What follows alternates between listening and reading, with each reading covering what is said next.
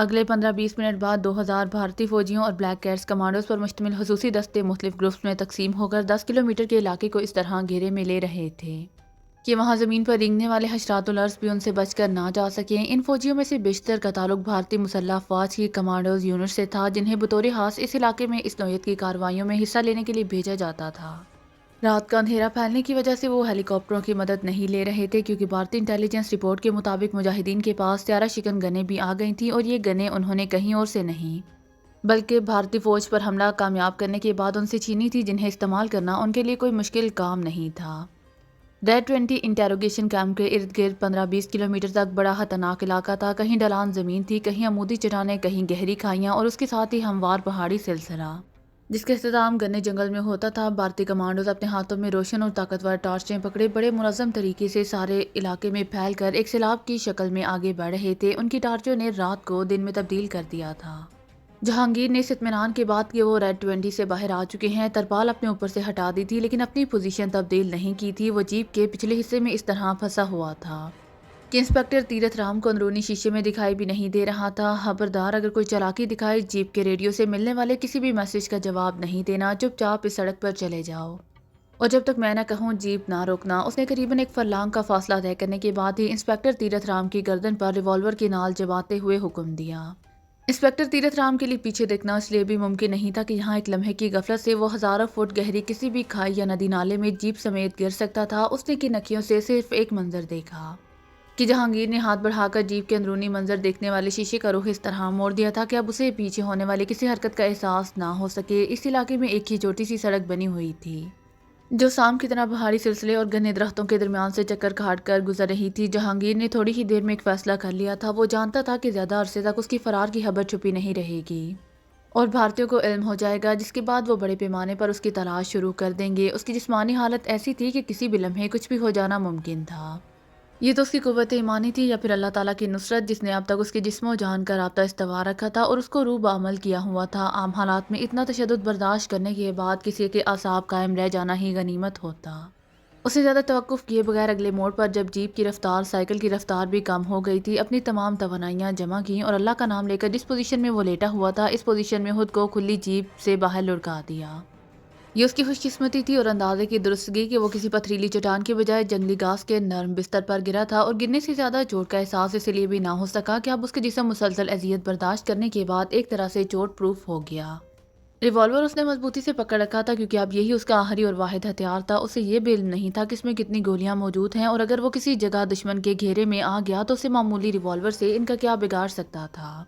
البتہ ایک فیصلہ اس نے ضرور کر لیا تھا کہ اس مرتبہ دشمن کے ہاتھ زندہ گرفتار نہیں ہوگا۔ زمین سے اٹھتے ہوئے ایک مرتبہ تو اس کے بدن نے روئیں روئیں نے اتنا شدید احتجاج کیا کہ جہانگیر کو اپنی جان نکلنے کا احساس ہوا، لیکن اس نے ہمت ہارنا نہیں سیکھا تھا۔ دل ہی دل میں آیت الکرسی کا ورد کرتے ہوئے وہ اپنے قدموں پر مضبوطی سے جم کر کھڑا ہو گیا۔ اسے یہ بھی علم نہیں تھا کہ اس جگہ کا نام کیا ہے، وہ کہاں ہے، مجاہدین کے ٹھکانے کہاں ممکن ہو سکتے ہیں۔ ایک امید ضرور تھی کہ اگر وہ کسی طرح بانڈی پورہ، سوپور، سری نگر یا کسی اور بھی شہر تک پہنچ جائے تو اس کی رسائی کمانڈر مختار تک ہو جائے گی۔ اس کی جسمانی حالت بظاہر ایسی تھی کہ اسے فوراً طبی امداد درکار تھی، لیکن یہاں تو صورتحال ہی کچھ اور تھی۔ اس نے اندازہ کر لیا تھا کہ اسے زندگی کے لیے طویل جدوجہد لڑنی ہے، اور ذہنی طور پر اس نے خود کو اس جنگ کے لیے تیار بھی کرنا تھا۔ کہاں جاؤں، کون سی سمت اختیار کروں، یہ فیصلہ کرنا اس کے لیے آسان نہیں تھا۔ شام کا ملگجہ اندھیرا اب تاریک ہونے لگا تھا۔ چاند کی شاید درمیانی تاریخیں تھیں، ورنہ تو ان حالات میں یہاں ہاتھ کو ہاتھ سجائی نہیں دیتا تھا۔ اس نے دل ہی دل میں ایک مرتبہ پھر اللہ تعالیٰ سے اپنی کامیابی کی دعا کی، اور پھر اس کے بھروسے پر اپنے سامنے موجود ایک اونچے پہاڑ کو اپنی منزل تصور کر کے اس سمت اپنے سفر کا آغاز کر دیا۔ اسے ایک بات کا علم تھا کہ پہاڑ کے دامن میں عموماً کوئی آبادی ضرور ہوتی ہے، اور عین ممکن ہے کہ اسے کوئی بکروال ہی مل جائے جس سے کچھ مدد مل سکے۔ اس کا ایمان تھا کہ مقبوضہ کشمیر میں اکثریت مجاہدین کا ساتھ دینے والوں کی ہے، اور کسی بھی جگہ سے وہ آبادی تک اگر پہنچ گیا تو وہ لوگ بھارتی فوج سے اسے بچانے کے لیے کچھ بھی قربان کرنے سے دریغ نہیں کریں گے۔ اس نے اپنے ساتھیوں سے ایسی کہانیاں سنی ہوئی تھی کہ بھارتی فوج کی قید سے فرار ہونے والے کسی بھی مجاہد کے ایک مرتبہ کسی آبادی تک پہنچنے کے بعد اسے دشمن سے بچانے کے لیے وہاں کی ماؤں اور بہنوں نے ایسی ایسی قربانیاں پیش کیں جن کی مثال ملنا مشکل تھی۔ آسمان بالکل صاف تھا اور ستارے نکل آئے تھے۔ اس نے اپنی دانست میں مغرب کی سمت اختیار کی تھی اور ایک ستارے کو رہنما مان کر اندازے سے اپنی سمت درست رکھ کر چل رہا تھا۔ اگر اس نے انٹیروگیشن سینٹر کے سپاہی کے لانگ بوٹ جرابیں اور جرسی نہ پہنی ہوتی تو شاید اس کے لیے اگلے چاند قدم اٹھانا بھی ممکن نہ ہوتا۔ سردی کی شدت میں اضافہ ہونے کے ساتھ ساتھ اس کے جسم میں درد کی ٹھیسیں بھی بڑھتی چلی جا رہی تھیں، لیکن فی الوقت سوائے صبر کے اور کوئی چارہ بھی نہیں تھا۔ قریباً آدھا گھنٹے کے جان توڑ اور تکلیف دہ سفر کے بعد وہ اس پہاڑ تک پہنچ گیا جس کو عبور کر کے اس نے دوسری طرف اترنا تھا، اور اب اپنی تمام تر توانائیاں مجتمع کر کے اس نے بلندی کی طرف سفر کا آغاز کر دیا تھا۔ دوران تربیت اسے یہاں اگنے والی اس کاغذ سے آگاہ کیا گیا تھا جس سے وہ ان حالات میں اپنے جسم و جان کا رشتہ استوار رکھ سکتا تھا، اور یہ اس کی خوش قسمتی تھی کہ اسے مطلوبہ گھاس مل گئی تھی جس کو چوس چوس کر وہ قدرے توانائی حاصل کر رہا تھا۔ چند گز چڑھنے کے بعد وہ تھوڑی دیر کو سانس لینے کے لیے رکتا اور اپنی تمام تر توانائیاں بحال ہونے کے بعد دوبارہ اپنے سفر کا آغاز کر دیتا۔ شاید قدرت کو بھی اب اس کی حالت پر رحم آنے لگا تھا، یا پھر اس کی استقامت کا انعام دینے کا فیصلہ اللہ تعالیٰ نے کر لیا تھا، کیونکہ اچانک ہی اس کی نظر اپنے راستے میں آنے والے اس جنگلی بیر کے درخت پر پڑی جس کی پھلوں سے بھری ہوئی شاخیں زمین کو چھو رہی تھی۔ جہانگیر نے اس تائید خداوندی پر شکر ادا کیا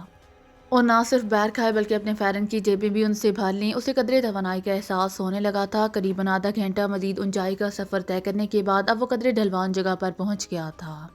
اس نے پہاڑ کے اس حصے میں کھڑے ہو کر نیچے نظریں دوڑائیں اور دوسرے ہی لمحے اسے اپنے دل کی دھڑکنوں کے تیز ہونے کا احساس ہوا۔ سینکڑوں کی تعداد میں روشنیاں چاروں طرف بکھرنے سے اس نے اندازہ لگا لیا کہ یہ بھارتی فوج کے وہ کمانڈوز ہیں جو رات کو سرچ آپریشن پر نکلتے ہیں، جس کا مطلب تھا کہ دشمن اس کا تعاقب کر رہا ہے۔ اس نے اپنی رفتار بلندی کی سمت اور بڑھا دی۔ تیز چلنے سے اس کا سانس پھولنے لگا تھا، لیکن وہ اپنے جسم و جان سے بے نیاز ہو کر اپنی بقا کی جنگ لڑ رہا تھا۔ 15-20 منٹ مزید بلندی کی طرف سفر کرنے کے بعد اسے گھنے درختوں کے جھنڈ میں ایک طرف آگ سلگتی دکھائی دی۔ چند لمحوں کے تذب و ذب کے بعد اس نے اس طرف اپنی قسمت آزمائی کا فیصلہ کر لیا تھا۔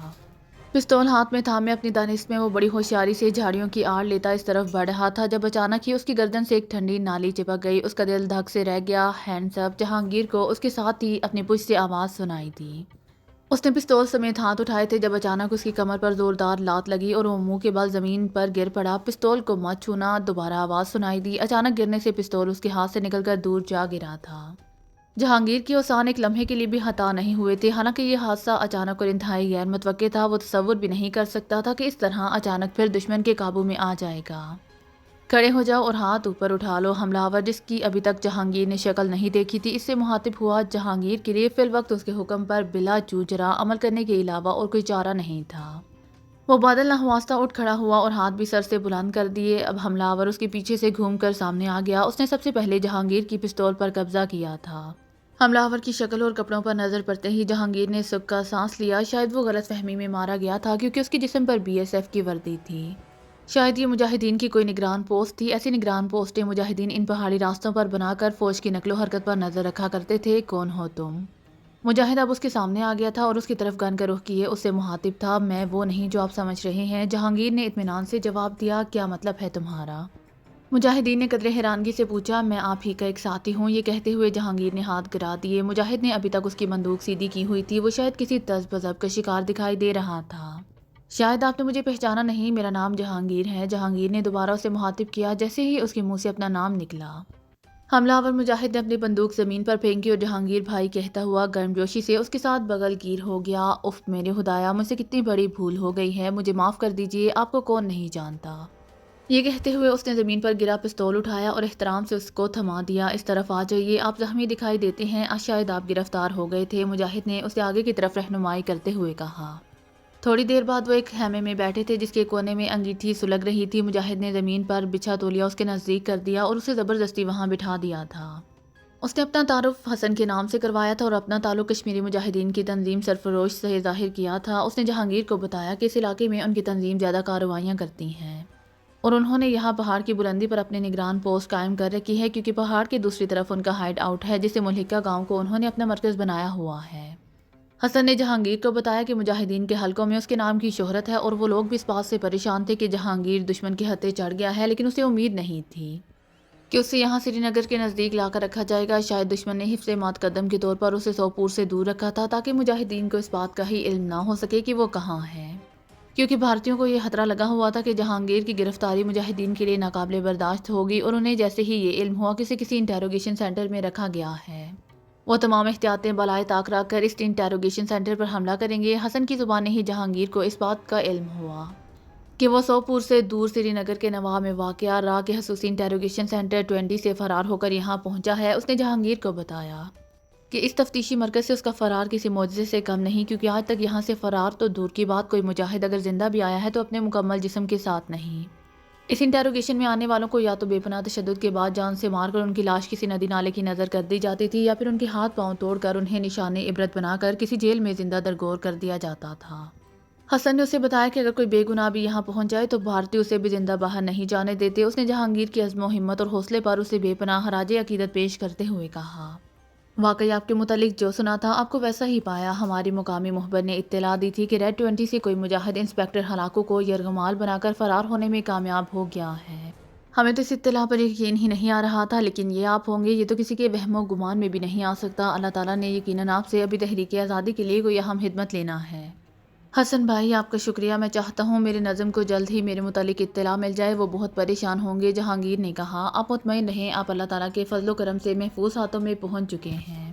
جب ہمارے سرفروش ساتھیوں کو علم ہوگا کہ آپ ہمارے مہمان ہیں تو انہیں کتنی خوشی ہوگی، کاش آپ اس کا اندازہ کر سکتے۔ فی الوقت تو آپ سب باتوں کو بھول جائیں۔ یہ کہتے ہوئے اس نے آگے نزدیک ہی در ایک سموار کپ سے کہوہ ڈیلنا شروع کر دیا، پھر گرم گرم کہوے کی پیالی اس کو تھما دی۔ یہاں شاید کھانے پینے کا ذخیرہ موجود تھا۔ تھوڑی دیر بعد اس نے جہانگیر کے لیے گرم گرم کھانا تیار کر کے رکھ دیا۔ گرم کھانے اور کہوے نے اسے اس قدر سکون پہنچایا اور اب اس کے زخموں سے اٹھنے والی ٹھیسوں کو بھی قدرے افاقہ محسوس ہو رہا تھا۔ جہانگیر بھائی آپ اطمینان سے سو جائیں، میں مناسب موقع دے کر اپنے ساتھیوں کو دوسری طرف آپ کی موجودگی سے آگاہ کرتا ہوں اور وہ یہ پیغام کمانڈر مختار تک پہنچا دیں گے۔ اس دوران آپ ہمارے مہمان رہیں۔ ہمارے لیے یہ بڑی خوش قسمتی کی بات ہوگی۔ میں جانتا ہوں کہ ریڈ 20 میں چند گھنٹے گزارنے سے آپ پر قہر کے کون کون سے پہاڑ نہیں ٹوٹے ہوں گے۔ میرے پاس یہاں ابتدائی طبی امداد کے لیے کچھ دوائیں موجود ہیں۔ کل انشاءاللہ ہمارے مقامی مرکز پر آپ کو مطلوبہ طبی سہولتیں بھی مل جائیں گی۔ آپ مطمئن رہیں، اس طرف بھارتی فوج آنے کی جرات بھی نہیں کرے گی، کیونکہ اس سے پہلے 3-4 مرتبہ وہ اس طرف آنے کی اتنی قیمت ادا کر چکے ہیں کہ اب شاید وہ اس کا تصور بھی نہ کریں۔ اس نے جہانگیر پر وہاں موجود 2 بڑے گرم کمبل ڈالتے ہوئے کہا۔ جہانگیر محسوس نہ کر سکا کہ دوران گفتگو 2-3 مرتبہ حسن نے مقامی زبان میں بات کر کے اس بات کا عندیہ لینے کی کوشش کی تھی کہ اسے یہ زبان آتی ہے یا نہیں، اور اب حسن کو یقین ہو گیا تھا کہ جہانگیر نے مقامی زبان میں بات کر کے اس بات کا عندیہ لینے کی کوشش کی تھی کہ اسے یہ زبان آتی ہی نہیں، اور اب حسن کا یقین ہو گیا تھا کہ جہانگیر کو مقامی زبان نہیں آتی۔ اس نے جہانگیر کے سامنے ہی دوسرے کونے میں رکھے لکڑی کے باکس سے ایک وائرلیس سیٹ نکالا اور اس پر اپنے ساتھیوں سے رابطہ کر کے انہیں جہانگیر کے یہاں موجود ہونے کی اطلاع دی۔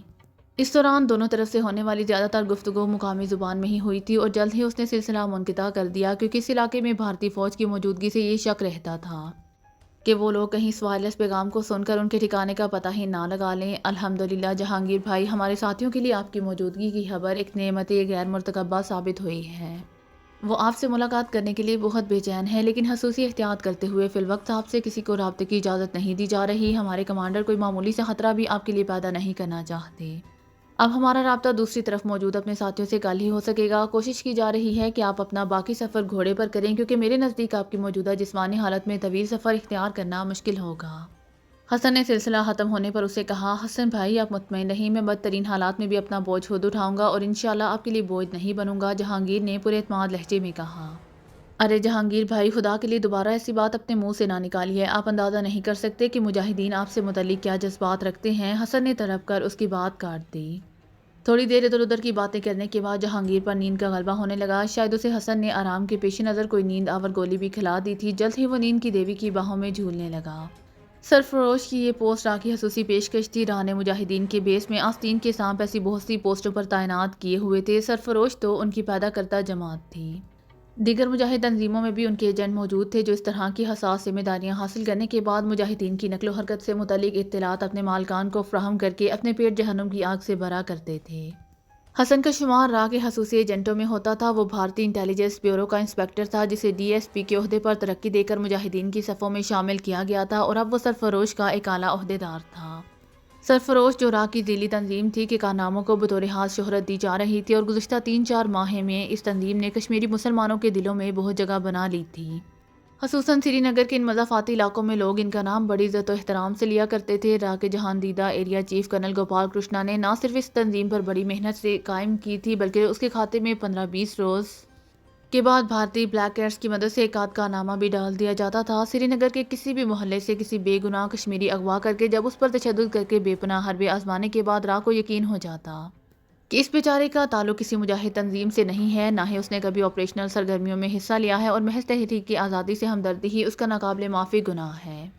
تو بھارتی سورمیوں سے تشدد کے بعد ہلاک کر کے اس کی لاش کسی چوراہے پر پھینک جاتے تھے، جس کے بعد ایک بیان اخبارات کو جاری ہو جاتا تھا، جس کی تحریک عموماً اس طرح ہوتی: سری نگر کے فلاں محلے سے گرفتار ہونے والے سرفروش تنظیم کے فلاں دہشت گرد نے پولیس کی حراست سے فرار ہونے کی کوشش کی تھی اور پولیس کی گولی کا نشانہ بن گیا۔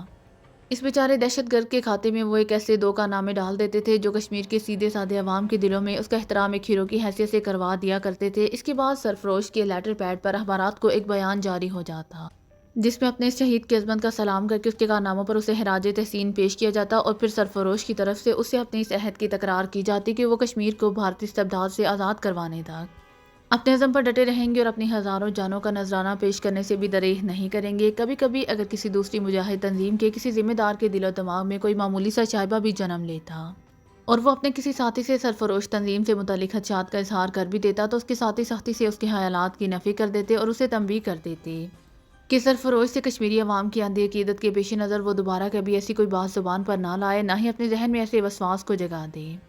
سرفروش کا مقامی کمانڈر یامین بھی حسن کی طرح IB کا باقاعدہ آفیسر تھا اور اس کی طرح بھیس بدل کر مجاہدین کی جڑیں کاٹنے کے گناونے کاموں میں جتا ہوا تھا۔ یہ دونوں شیطان اپنے کارناموں میں ایک دوسرے سے بازی لے جانے کے چکر میں رہتے تھے، کیونکہ کوئی بھی ایسا گناونا کارنامہ انجام دینے پر انہیں انعام کی حتمی رقم سے بھی نوازا جاتا تھا۔ دونوں ایک طرح سے سرفروش میں ڈیپوٹیشن پر آئے تھے اور چاہتے تھے کہ یہاں سے اپنے محکمے لوٹنے تک دولت کے انبار بھی جمع کر لے۔ جہانگیر کے ریڈ 20 سے فرار کے فوراً ہی بعد راہ نے اس کی گرفتاری کے لیے جو حکمت عملی اختیار کی تھی، اس کے تحت کرنل گوپال کرشنا نے دیگر بہت سے اقدامات کے علاوہ حسن اور یامین کو براہ راست وائرلیس میسج کے ذریعے اس خطرناک اگروادی کے فرار کی اطلاع دی تھی، اور یہ بھی بتا دیا تھا کہ اس کی زندہ گرفتاری پر کم از کم 5 لاکھ روپے کی رقم انہیں مل سکتی تھی۔ حسن نے جہانگیر کی آمد کو اپنے لیے بظاہر بڑا نیک شگون سمجھا تھا۔ اس کے پاس تو 5 لاکھ روپے کا ڈرافٹ آ گیا تھا، جسے وہ جب چاہتا کیش کروا کر اپنی تجوری بھر سکتا تھا۔ پہلے تو اس نے اکیلے ہی 5 لاکھ روپے ہڑپ کرنے کا ارادہ کیا تھا، لیکن پھر یامین کا خیال آنے پر اس نے اپنا ارادہ تبدیل کر لیا۔ وہ جانتا تھا کہ یامین کو حصہ دار بنائے بغیر کوئی چارہ نہیں، بصورت دیگر بازی الٹ بھی سکتی تھی۔ یہی سوچ کر اس نے بعد النواسطہ یہ اطلاع وائرلیس کے ذریعے کرنل گوپال کرشنا کو دینے کی بجائے یامین کو دی تھی، جس نے اسے کہا کہ جہانگیر کو رات یہیں رکھے، صبح وہ اسے اپنے ٹھکانے پر لے آئیں گے اور شام کے بعد ڈرامائی انداز میں گرفتار کرا دیں گے۔ یامین نے اسے بتایا کہ وہ حکومت کو یہی تاثر دیں گے کہ انہوں نے اپنی جان پر کھیل کر جہانگیر کو گرفتار کیا ہے۔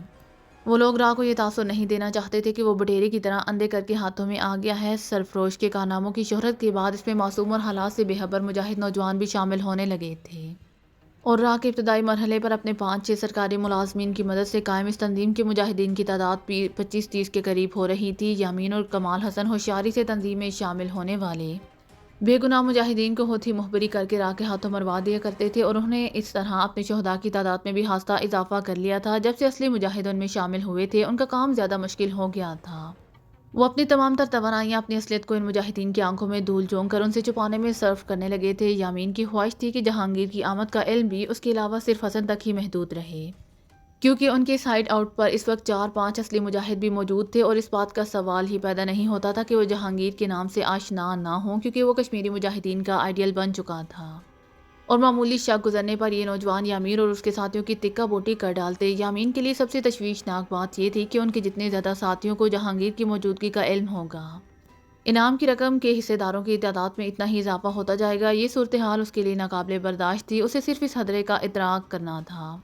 اپنے ذہن میں ایک خطرناک منصوبہ طے کرنے کے بعد وہ اپنے ساتھیوں سے حسن کا پیغام ملنے کے کچھ دیر بعد ہی علیحدہ ہو گیا۔ اس کے ساتھی مجاہد بیچارے یہی سمجھ رہے تھے کہ ان کا کمانڈر کو یہاں اطلاع ملنے پر کسی طرف کیا ہے۔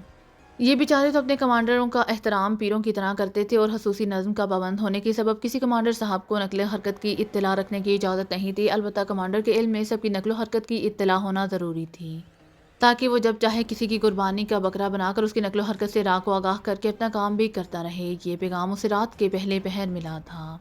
تھوڑی دیر بعد وہ اکیلا حسن کی طرف جانے کی تیاری کر رہا تھا۔ اس نے اپنے خفیہ ٹھکانے پر موجود گھوڑوں کے ذریعے سفر کا ارادہ کیا تھا۔ یہی ایک طریقہ تھا جس کے ذریعے وہ اگلے روز پوٹنے تک جہانگیر کو اپنے گھر پر رکھ سکتا تھا، جو پہاڑ کے دوسری طرف موجود آبادی میں تھا، اور جس کا علم سوائے راہ کے اور کسی کو نہیں تھا۔ عام حالات میں شاید وہ کبھی اس طرح رات کو سفر کرنے کا خطرہ مول نہ لیتا، کیونکہ اس علاقے میں بھارتی فوج کی گشت کی وجہ سے عین ممکن تھا وہ غلط فہمی میں ہی کسی فوجی کی گولی کا شکار ہو جاتا۔ رات کے اس پہر شاید ہی کوئی فوجی جوان اس کی شناخت پر پریڈ کا تکلف کر سکتا تھا اور اسے مصیبہ جان کر فوراً گولی مار دیتا، لیکن 5 لاکھ روپے کی رقم کوئی معمولی رقم نہیں تھی، جس کا آدھا حصہ اسے ملنے جا رہا تھا، اور اس 2.5 لاکھ روپے کے ذریعے وہ بڑے سے بڑا خطرہ بھی مول لینے کے لیے تیار تھا۔ اس نے ایک لمبا چکر کاٹ کر 2 گھنٹے کا زائد سفر تو طے کر لیا تھا، لیکن معمولی سا خطرہ بھی مول نہیں لیا تھا۔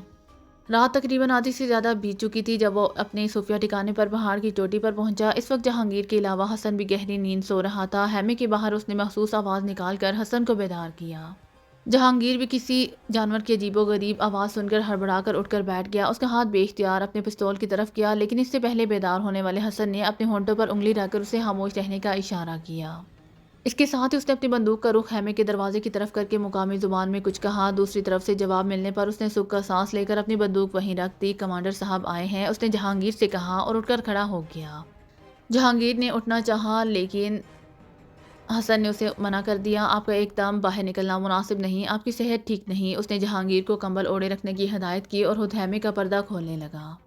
تھوڑی دیر بعد ہی یامین اس کے سامنے موجود تھا۔ جہانگیر بھائی، اس نے بے ساختہ کہا اور وارفتگی سے جھک کر جہانگیر سے لپٹ گیا۔ دونوں نے ایک دوسرے کی خیریت دریافت کی اور حسن اس کے لیے قہوہ تیار کرنے لگا۔ چند منٹ میں ہی وہ بے تکلف دوستوں کی طرح باتیں کر رہے تھے۔ یامین نے اسے بتایا کہ اس کے فرار کے بعد اس علاقے میں قریباً ریڈ الرٹ کی سی کیفیت جاری ہے اور رات کے اس پہر بھی فوجی ٹرکوں کی نقل و حرکت معمول سے زیادہ ہو رہی ہے۔ ہمارے مخبروں نے یہ عندیہ ظاہر کیا ہے کہ بھارتی فوجیں صبح ہوتے ہی اس پہاڑی پر حملہ کریں گی۔ عین ممکن ہے وہ لوگ فضائی مدد بھی حاصل کریں، کیونکہ دھوپ نکلنے کے کچھ ہی دیر بعد دھند چھٹ جاتی ہے۔ جہانگیر بھائی، ہم آپ کے لیے اب کسی قسم کا خطرہ ذرا سا بھی مول نہیں لے سکتے۔ آپ کو زحمت تو ہوگی، لیکن آپ کو اس وقت میرے ساتھ چلنا ہے۔ الحمدللہ میں یہاں تک گھوڑا لانے میں کامیاب ہو گیا ہوں۔ مجاہدین کی خواہش ہے کہ آپ کو صبح ہونے سے پہلے محفوظ ٹھکانے پر منتقل کر دیا جائے۔ ہم صبح کا انتظار نہیں کر سکتے، یامین نے کمال مکاری سے کام لیتے ہوئے کہا۔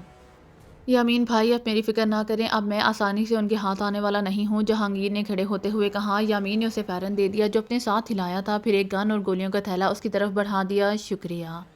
جہانگیر نے یہ کہہ کر کلاشنکوف کا جائزہ لیا، اس کو لوڈ اور ان لوڈ کر کے دیکھا، اس کے میگزین اور گولیاں چیک کی، پھر مطمئن ہو کر لوڈ میگزین کے ساتھ اسے کندھے سے لٹکایا۔ یامین کو علم تھا کہ وہ آسانی سے دھوکے میں آنے والا نہیں، نہ ہی وہ کوئی خطرہ مول لینا چاہتا تھا جسے جہانگیر کو معمولی سے شک بھی گزرتا۔ اس کے لیے سب کچھ اصلی اس کو دیا تھا، بندوق اور گولیوں کا تھیلا اپنے جسم سے باندھ کر اس نے یامین کی ہدایت پر ایک کمبل بھی اوڑھ لیا۔ اس کی ضرورت نہیں، جہانگیر نے کہا۔ نہیں جہانگیر بھائی، وادی کے اس حصے میں شدید سردی پڑتی ہے، آپ زخمی بھی ہیں، ہم کمانڈر مختار بھائی کے سامنے معمولی سی بات پر بھی شرمندہ نہیں ہونا چاہتے۔ آپ ہمارے مہمان ہی نہیں، مجاہدین کے قابل فخر کمانڈر کے ساتھی بھی ہیں۔ آپ کے 2-3 کارناموں نے کشمیری عوام کے دلوں میں آپ کے لیے بے پناہ عقیدت پیدا کر دی ہے۔ آپ کی حفاظت تو ہمارا فرض ہے، اور اس فرض میں اگر معمولی سی کوتاہی بھی ہو گئی تو شاید میں خود کو ساری زندگی معاف نہ کر پاؤں، یامین نے بڑے جذباتی لہجے میں کہا۔ جہانگیر کو یوں لگ رہا تھا جیسے اگر اس نے دوبارہ یامین کو کچھ کہا تو وہ شدت جذبات سے رو دے گا۔ دونوں خیمے کے باہر آ گئے جہاں حسن گھوڑے کی بھاگ پکڑے کھڑا تھا۔ انہوں نے جہانگیر کو اخلاقی دباؤ کے ساتھ گھوڑے پر سوار کروا دیا، جس کی باگیں یامین نے سنبھال لی تھیں۔ حسن انہیں پہلی پہاڑی کے موڑ تک چھوڑنے آیا تھا، جس کے بعد وہ گرم جوشی سے جہانگیر کے ہاتھوں کو بوسہ دے کر واپس لوٹ گیا۔ جہانگیر کو اس سے الگ ہوتے ہوئے اپنا دل ہاسا بوجھل محسوس ہو رہا تھا۔ ایسے جانثار اور ہمدرد مجاہدین سے اس کا پہلی مرتبہ واسطہ پڑا تھا۔ یامین اور حسن ایک دوسرے سے بڑھ چڑھ کر اس کی خدمت کے خواہاں تھے۔ انہوں نے قریباً 4 گھنٹے کا طویل راستہ طے کیا تھا۔ اس درمیان میں 2-3 جگہ صرف چند منٹ کے لیے رک کر یامین نے آرام کیا، لیکن جہانگیر کے باضد ہونے کے باوجود وہ کہیں بھی خود گھوڑے پر سوار نہیں ہوا تھا۔ البتہ راستے میں کہیں کہیں گھوڑے کی سہولت کے لیے جہانگیر اس کی پیٹھ سے اتر کر اس کے ساتھ پیدل سفر کرنے لگتا تھا۔ وہ اس طرح اکیلا گھوڑے کی پیٹھ پر سفر کرتے ہوئے اپنے ضمیر پر قدرے بوجھ محسوس کر رہا تھا، لیکن اس نے جلد ہی اندازہ کر لیا کہ اس کے پیدل چلنے سے یامین قدرے بے چینی سے محسوس کرنے لگتا ہے۔ ایک مجاہد کی اپنے دوسرے مجاہد ساتھی کے لیے اس بے پناہ عقیدت پر اس نے دل ہی دل میں اللہ تعالیٰ کا شکریہ ادا کیا۔ دونوں اس وقت سری نگر کے نواحی علاقے میں پہنچ گئے تھے۔ یہاں ایک پہاڑی کے دامن میں بنی خوبصورت آبادی کے ایک کونے میں اور عام گھروں سے قدرے ہٹ کر ایک مکان کے سامنے جا کر وہ رک گئے۔ یامین نے جہانگیر کو وہیں ٹھہرنے کا اشارہ کیا۔ گھوڑا وہ آبادی کے آغاز میں درختوں کے ایک جھنڈ میں درخت سے باندھ آیا تھا۔ جہانگیر کو اس نے محتاط رہنے کا اشارہ کیا، جس نے اپنا ہاتھ بندوق پر مضبوطی سے جمایا تھا۔ یامین نے اپنے گھر کی چھوٹی سی دیوار پھلانگی اور اندر داخل ہو کر اس کے لیے دروازہ کھول کر اسے اندر آنے کا اشارہ کیا۔ صبح ہو چکی تھی، دونوں نے نماز اکٹھے ہی ادا کی تھی، لیکن ابھی تک دھند اتنی زیادہ تھی کہ وہ ہاتھ کو ہاتھ سجائی نہیں دے رہا تھا۔ کچھ مکانوں کی بتیاں روشن تھیں، لیکن ان کی روشنی مکانات کی دیواروں تک ہی محدود تھی۔ قہر آلود ہواؤں نے روشنیوں کو بھی منجمد کر دیا تھا۔ مکان جدید طرز کا بنا ہوا تھا۔ یامین کے مخصوص انداز سے دستک دینے پر ایک بوڑھی عورت نے دروازہ کھولا اور اس کی شکل پر نظر پڑتے ہی اس کی بلائیں لینے لگی۔ میری ماں ہے، اس نے جہانگیر کا بوڑھی عورت سے تعارف کروایا۔ جہانگیر نے بڑے ادب سے انہیں سلام کیا۔ بوڑھی ماں نے اس کے سر پر شفقت سے ہاتھ پھیرا اور اسے اندر آنے کا اشارہ کیا۔ کون آیا ہے؟ شاید کمرے سے منہکا رسوئی سے کسی نے آواز دے کر دریافت کیا۔ جملہ بیٹی ادھر آ جا، تیرے بھیا آئے ہیں۔ بوڑھی عورت کا فکرہ بھی بمشکل ہی مکمل ہوا تھا کہ ایک نوجوان لڑکی کمرے سے دوسرے دروازے سے اندر داخل ہوئی۔ جہانگیر کے چہرے پر نظر پڑتے ہی وہ ٹھٹک کر رہ گئی۔ ہمارے مہمان ہیں، ساتھی ہیں۔ یامین نے اسے عجیب سے انداز میں جہانگیر کا تعارف کرایا۔ نہ جانے کیوں جہانگیر کو اس طرح اپنا تعارف کروانے کا طریقہ عجیب سا لگا۔ وہ حیران ہو رہا تھا کہ جب یامین سرفروش کا کمانڈر ہے تو اس کی ماں اور اس نوجوان لڑکی کو اس بات کا علم بھی ضرور ہوگا۔ پھر اس نے جہانگیر کا اصلی تعارف کیوں نہیں کروایا؟ اس کے دل پر ایک گرہ سی لگ گئی۔ یہ میری بہن ہے جمیلہ۔ یامین نے لڑکی کی طرف اشارہ کیا۔ اس کے چہرے پر الجھن کے آثار بڑے نمایاں تھے۔ پھر اچانک ہی اس نے خود کو نارمل کیا اور جہانگیر کو ادب سے سلام کر کے ایک کونے میں کھڑی ہو گئی۔ یامین کی ماں روایتی انداز میں اس کی خیریت دریافت کرتی رہی، جبکہ جمیلہ جو دوبارہ الجھن کا شکار ہونے لگی تھی، میں آپ کے لیے ناشتہ تیار کروں کہہ کر رسوئی میں واپس لوٹ گئی۔ چند منٹ بعد یامین کی ماں بھی اپنی بیٹی کا ہاتھ بٹانے کا بہانہ کر کے چلی گئی۔ جہانگیر بھائی، اس گھر کو ایک محفوظ قلعہ تصور کرنا، اس طرف دشمن کا دھیان نہیں جا سکتا۔ میرے اس ٹھکانے کا علم سوائے مجاہدین کے اور کسی کو نہیں۔ مجھے افسوس ہے شاید آپ کے ساتھ ناشتہ کرنے کی سعادت حاصل نہ کر سکوں، کیونکہ مجھے فوراً ہائیڈ آؤٹ میں واپس پہنچنا ہے۔ کمانڈر مختار تک پیغام پہنچ چکا ہے۔ ہمیں اب اگلا کوئی بھی قدم ان کے حکم اور ہدایت کے مطابق ہی اٹھانا ہے۔ میں ان کا منتظر ہوں۔ جیسے ہی ان کی طرف سے پیغام ملا، ہم ان کے بعد اگلا کوئی قدم اٹھائیں گے۔ اب گھر سے باہر نہ جائیے گا۔ یہ ماڈرن آبادی ہے جہاں زیادہ سرکاری ملازمین رہتے ہیں، اسی لیے میں نے اس جگہ کا انتخاب کیا تھا، کیونکہ اس طرف انٹیلیجنس کا دھیان نہیں جاتا۔ میرا اپنا گھر تو فوج نے کریک ڈاؤن کر کے جلا دیا تھا۔ میرے والد اور دونوں بھائی شہید ہو چکے ہیں۔ اب ایک بوڑھی ماں اور بہن رہ گئی ہیں۔ آج تک اس ٹھکانے پر میرے ساتھ کوئی مجاہد نہیں آیا، لیکن آپ کو کسی اور جگہ رکھنے کا خطرہ مول نہیں لینا چاہتا۔ مجاہدین آپ سے ملاقات کے لیے بےتاب ہیں، لیکن مصلحت اسی میں ہے کہ بھی آپ چھپے رہیں، کیونکہ فوج اور انٹیلیجنس ایجنسیاں شکاری کتوں کی طرح جگہ جگہ آپ کی بو سونگتی پھر رہی ہیں۔ مجھے امید ہے کہ آپ اپنے ایک مجاہد بھائی کی طرف سے ہونے والی کسی بھی گستاخی کا برا نہیں مانیں گے۔ یہ کہہ کر ووٹ کھڑا ہوا۔ جہانگیر تذبذب کا شکار ہو گیا تھا، لیکن ان حالات میں اس کے لیے سوائے اپنے اس محسن کے احکامات کی تعمیل کے اور کوئی چارہ بھی نہیں تھا۔ یامین بھائی، آپ کم از کم ناشتہ تو کر کے جاتے۔ آپ نے سارا سفر پیدل کیا ہے، آپ ساری رات چلتے رہے ہیں، بہت تھکے ہوں گے اس طرح۔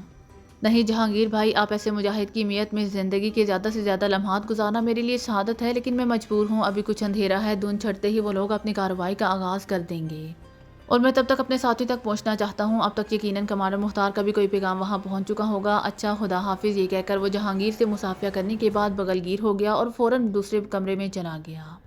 خدا حافظ، جہانگیر نے زیر لب کہا۔